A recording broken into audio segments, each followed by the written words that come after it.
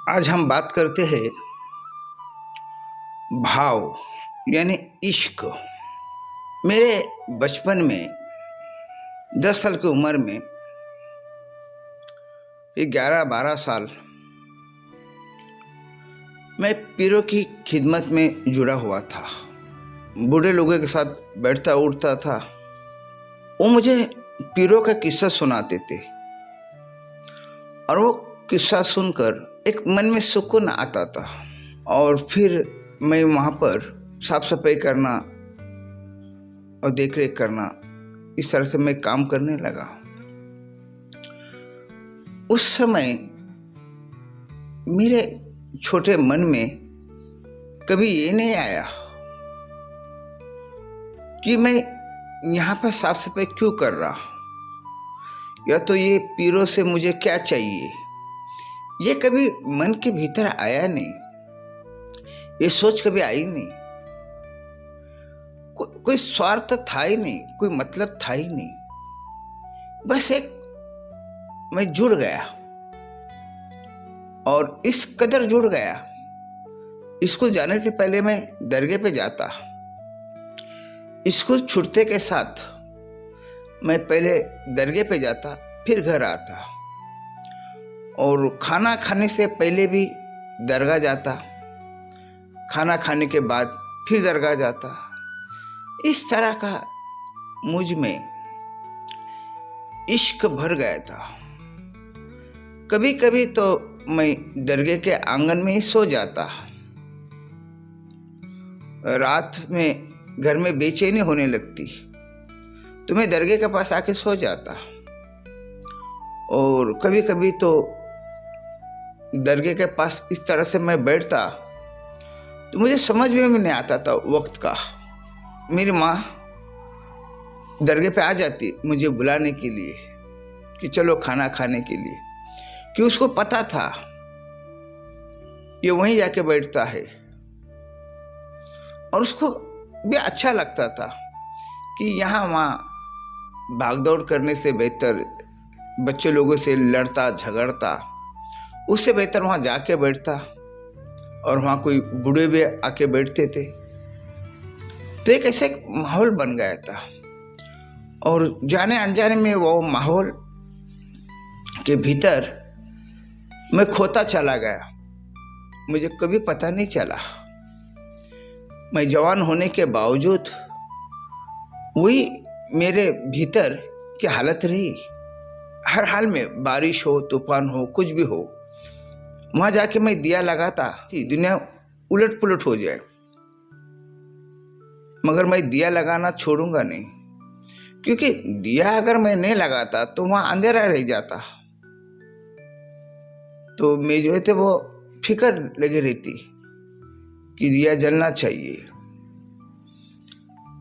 इस तरह का एक पागलपन मुझ में हमेशा रहा।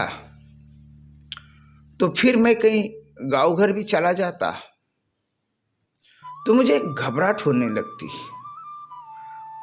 मैं कहीं रुक नहीं पाता ज़्यादा दिन। अब वो घबराहट मेरे भीतर कब आ जाएगी उसका कोई पता भी नहीं। कई बार ऐसा हुआ, मैं जंगल में चले जाता तो 2 दिन में वहां से लौट के दौड़ के आ जाता। कई बार ऐसा हुआ, कोई गांव घर में गया घूमने फिरने के लिए, वहां भी लॉज बुक किया 4 दिन के लिए, और 2 दिन में दौड़ के घर आ गया। क्योंकि घबराहट आ जाती, एक बेचैनी भीतर से महसूस होने लगती। क्योंकि मेरा सुकून ही पीरों की छाया में है, पीरों के आंगन में है।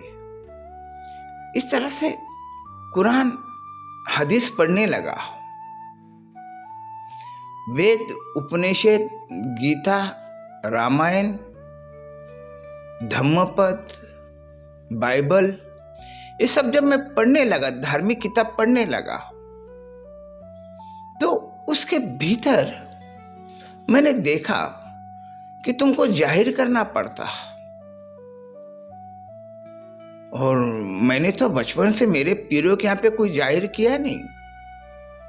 धर्मों के भीतर कहा जाता कि ये सूरा पढ़ो, ये मंत्र पढ़ो,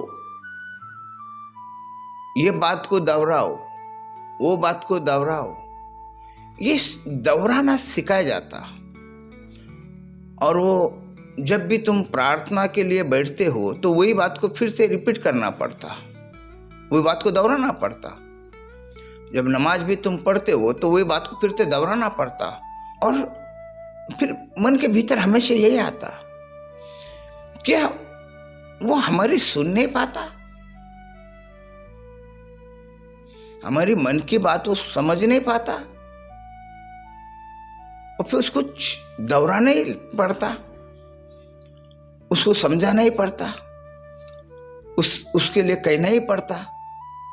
तो हम बार बार नमाज के भीतर कहते, वो अल्लाह एक है, वो सब में बड़ा है। ये कितने बार कहेंगे हम? बचपन से लेके मेरे दम तक यही दोहराते रहेंगे। कब खामोश रहेंगे हम? कई साधु संतों को, कई वली पीरों को मैंने देखा मौन हो गए, खामोश हो गए। कुछ जवान को हिलाने की जरूरत नहीं, जो भीतर जो चल रहा उसको आप समझने की कोशिश करो तो आप समझोगे, और नहीं समझने की कोशिश करोगे तो नहीं समझोगे। मेरे पास कई किस्म के पंछी थे और जानवर भी थे। वो जानवर की बात मैं नहीं समझता, मगर मैं उनका जो भाव था मैं उनको समझता कि इसको अभी भूख लगी होगी, शायद इसको घूमने जाने का, शायद इसको कोई दर्द होगा, ये मैं समझ सकता था। क्योंकि हम जब उनसे जुड़ जाते हैं तो ये हमको समझ में आने लगता कि किसको क्या तकलीफ है। और फिर यहाँ तो तुम यही कहते कि इतने बार ये आयत दोहराने से, ये मंत्र दोहराने से तुमको ये मिलेगा, तुमको वो मिलेगा। तुम एक बार कुल अल्लाह वाद अल्लाह ये अगर आप पढ़ते हैं तो तुमको एक जन्नत में तुम्हारे लिए एक महल बनेगा, और 11 बार पढ़ते रहेंगे आपको 11 महल मिलेगा। इस तरह की सोच धर्मों में नजर आती। मैंने तो अपना जीवन जो बिताया वो कुछ पाने के लिए नहीं बिताया। पीरों के दर पे मैंने कुछ पाने के लिए नहीं बिताया, कुछ मांगा भी नहीं, मगर मिला। जो मुझे मिलना था वो मिल गया, बिना मांगे। भीतर से तुमको सुकून आने लगता, भीतर से तुम्हारे कुछ चाहत होने लगती। मगर धर्म जो सिखाता है, अल्लाह को याद करो। मैंने अपने प्रेम के भीतर याद करने की मुझे आवश्यकता नहीं थी, मुझे याद आ ही जाती। याद मैं क्या करूं? याद उसको किया जाता जो याद आती नहीं, जो याद आता नहीं उसको याद किया जाता। जो तुमसे जुड़े हुए उसको क्या याद करोगे तुम? वो तो प्रतिपल तुम्हारे साथ जुड़े हुए हैं, तुम याद क्या करोगे? अब तुम कहते कि उसको याद करो, उससे मांगो, दुआ करो। क्या मांगना है उससे? तुम मांगने के लिए उससे जुड़ जाते हो, तुम भय के लिए उससे जुड़ जाते हो,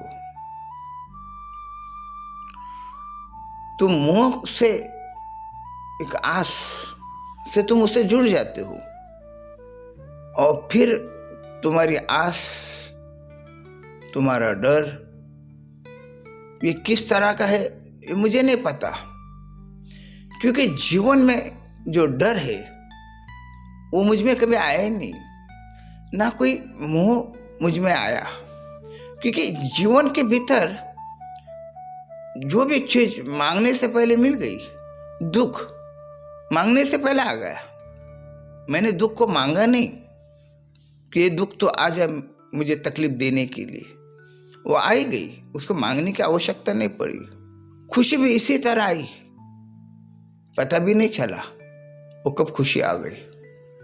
फिर जीवन में अजीब सा लगने लगता। फिर कोई चीज जब घटती जो हमने सोची नहीं, वो जब चीज बनती, तो मैं यही कहता, मेरे पीर की ये मेहरबानी, खुदा की मेहरबानी, जो मैंने मांगा भी नहीं उसने दिया मुझे, क्योंकि मेहरबान के लायक मैं बन गया हूं। मैं मांगने वाला नहीं बना, मैं जिंदगी को लेकर कभी परेशान नहीं रहा।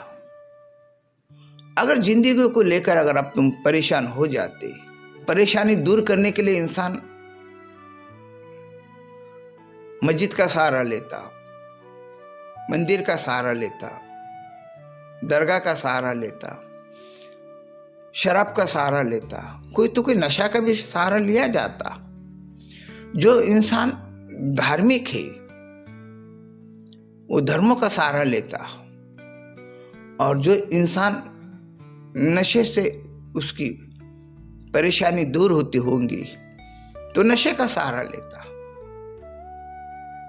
हमारे जीवन में हमने किसी का सहारा नहीं लिए।